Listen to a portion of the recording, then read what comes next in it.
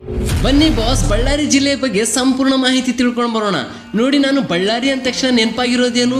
ಆ ಮಹಾನಗರ ಪಾಲಿಕೆ, ಹೊಸ ಪೊಲೀಸ್ ವಲಯ, ಹಾಗೆ ಕರ್ನಾಟಕದಲ್ಲೇ ಪ್ರಥಮ ಬಾರಿಗೆ ವಿಮಾನ ಸಂಪರ್ಕ ಪಡೆದಂತಹ ಜಿಲ್ಲೆ ಆ ಸೊಂಡೂರು ಮತ್ತೆ ಸಂಗನಕಲ್ಲು, ಇಂತಿಷ್ಟೆಲ್ಲ ನೆನಪಾಗುತ್ತದೆ.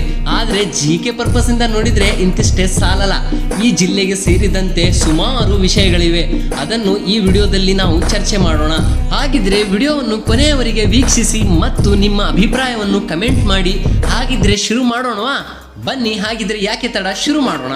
ನೋಡಿ, ಬಳ್ಳಾರಿ ಜಿಲ್ಲೆಯು 1956ಕ್ಕಿಂತ ಮುಂಚೆ ಮದ್ರಾಸ್ ಪ್ರಾಂತಕ್ಕೆ ಸೇರಿತು, ಆಮೇಲೆ ಕರ್ನಾಟಕಕ್ಕೆ ಸೇರಿಸಲಾಯಿತು. ಈ ಬಳ್ಳಾರಿ ಜಿಲ್ಲೆಯು ಮಹಾನಗರ ಪಾಲಿಕೆಯನ್ನು ಹೊಂದಿದೆ. ಈ ಬಳ್ಳಾರಿ ಜಿಲ್ಲೆಯ ಕುಡಿತಿನಿ ಎಂಬಲ್ಲಿ ಉಷ್ಣ ವಿದ್ಯುತ್ ಸ್ಥಾವರವಿದೆ.